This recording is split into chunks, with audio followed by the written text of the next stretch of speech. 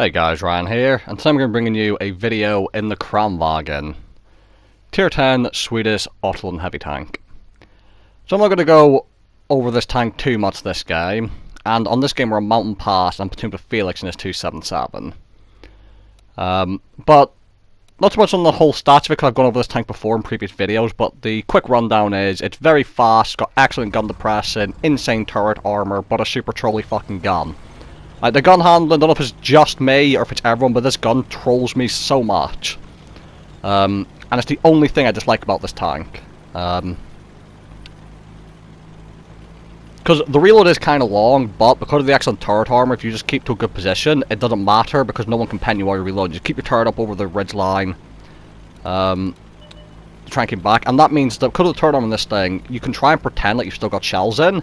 Because other autoload, like a 50B, you have to back up because your turret can't take the shot while you're reloading. In this thing, you pop over the ridge line and make it look like you've got shells, and your turret can actually bounce still.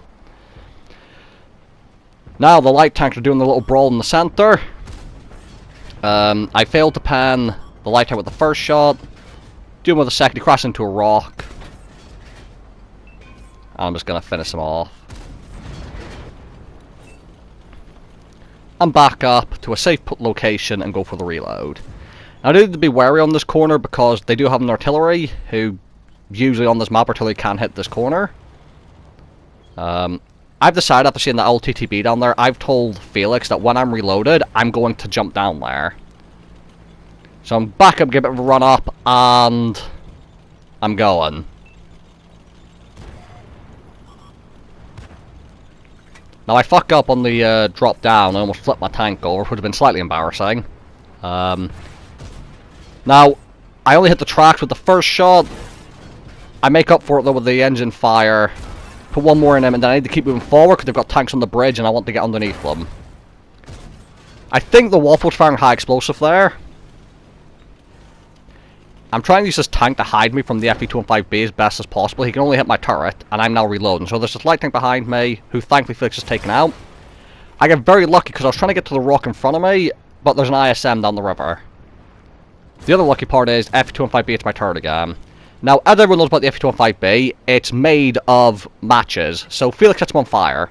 As soon as I'm about to reload, and as soon as the FE215B stops burning, I shoot him again, and set him on fire again. So he had a fun game, and don't get me wrong, I love that tank, but it's just, I don't know why you'd ever play that tank and not bring a fire extinguisher. I go to move to the next rock and see an ISU looking at me, which is terrifying. Also, I thought I was reloading at this point, but I've still got a shell in the magazine, so that's a little bit embarrassing. 5A's been forced off the hill over there by our team, and I just try to snipe the shot in. But as you can see, it's a very difficult shot, and I just want to start reloading.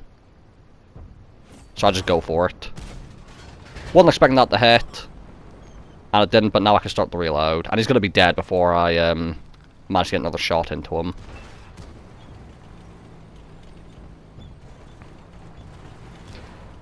Now they've got still the ISM in front. They've got the Wolf on Type 4 up on the bridge.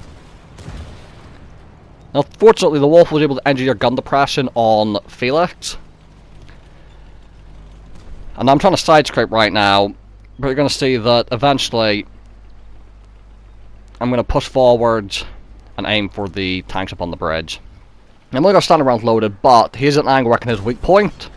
And turns out his weak point also where his ammo rack is, on the corners there, and I do manage to get the ammo rack. Not for too much extra damage. Wolf pushes forward, I finish him out, and I make another mistake here. I'm going for the ISM. And I didn't realise there was an E5 round there. So I probably should be a bit more careful with driving out there. And now I'm reloading. Which is a bit of an issue, so what I want to do is I'm going to back up and use this dead light tank as cover. Because if I use him, I'll only be showing my turret. And you're going to see it's a good thing I backed up, because the E5 did come for me.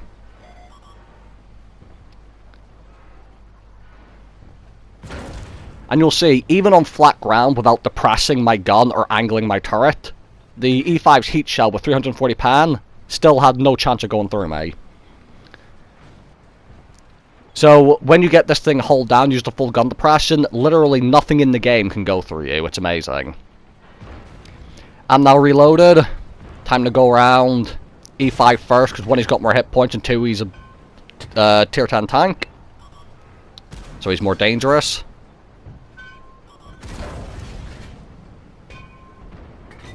Trying to finish off the E5, but the E35 gets in my way. Our 277 kills himself trying to jump off the bridge, as you just saw his wreck to the left of the screen there. And I'm trying to back up in a way where I'm not blocking people. Because, you know, it always pays to be a nice, considerate person when you're playing. Just try... Obviously, you can accidentally block people, but just try to be a bit considerate of other people's locations around you. Because you saw earlier, when I was behind the Progetto, I kept backing up because I didn't want to accidentally block him in front of the enemies.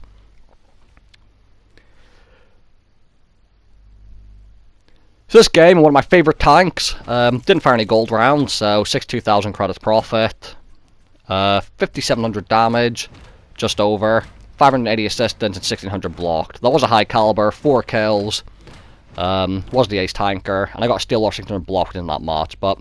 Kranvagn, excellent tank if you don't mind trolley gun handling. And Felix came second on damage, so first, second on damage, always nice. So thank you guys for watching, hope you guys enjoyed the video, and I'll see you all in the next one.